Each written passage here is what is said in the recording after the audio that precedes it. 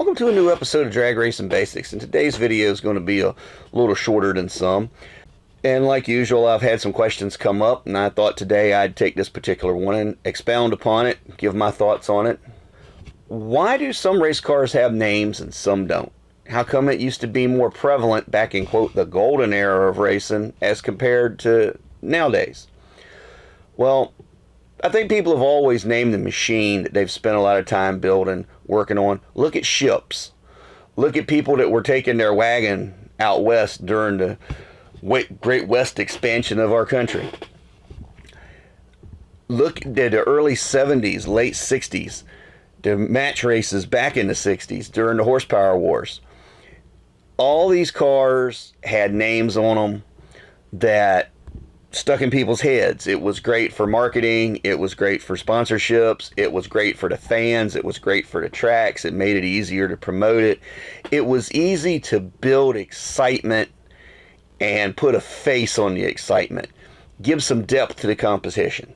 I mean, look at some of the names from back then. The Little Georgia Shaker, Daddy Warbucks, and that's just some of the few I'm just popping in the top of my head right here as I'm talking. And then, locally, even when I was a kid growing up and going to the long since and awfully missed Suffolk Raceway, you had Scarecrow, and you had Temptation, you had Gold Digger, USA One. I mean, there was all kinds of names out there on all kinds of cars. Hayseed.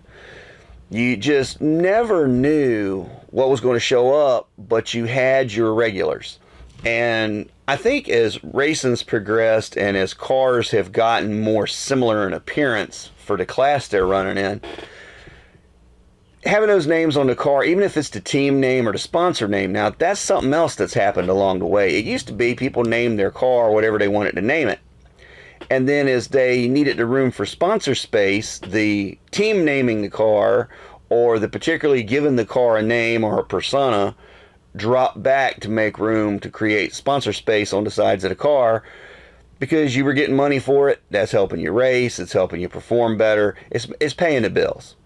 So it kind of fell to the wayside. I think typically most race cars are still named. If you go down and talk to the owner or talk to the driver, the car still has a name. It's just not as pronounced on the car. And then the whole evolution of moving into street cars and then moving away from the multicolored graphic paint jobs into the more stock appearing or just mildly customized paint jobs has taken the names off the doors and the quarter panels. They're in the windows now. They're over the windshield. Like one I work on recently is called Rat's Nest. There's another Malibu that runs in our local tracks around here called Pickpocket, and the only place it says it's on the chin spoiler. And if you don't see it from the front, you never see it.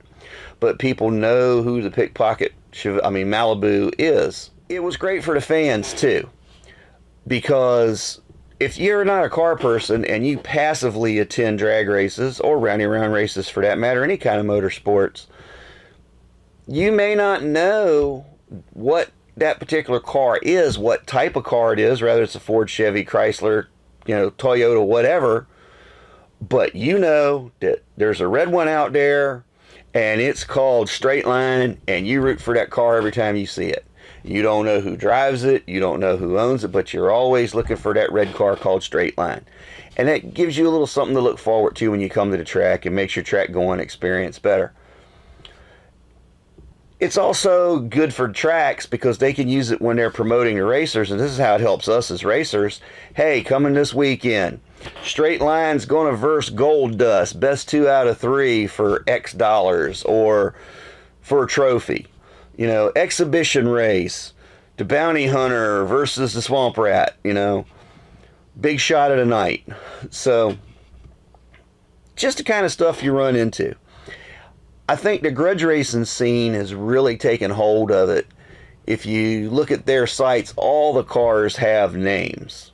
They're just neat little names on some pretty impressive cars, and it just helps add to the interest in the sport and the overall enjoyment of watching drag racing and hanging out at the track with your friends and enjoying a nice day outside, relaxing, having a good time. So, just my thoughts on it. Hope you found this interesting, entertaining, inspiring. If you're in the middle of building your race car, be thinking about a name for it. You may already be thinking about a name for it. If you are, put it in the comments below. We'd love to hear from you. I got a name in mind for mine, but I'm kind of holding on to it and decide rather I make some changes that'll make it more appropriate for it. And when it comes to light, you'll understand. So, as always, thanks for watching. Until next time, have a great day.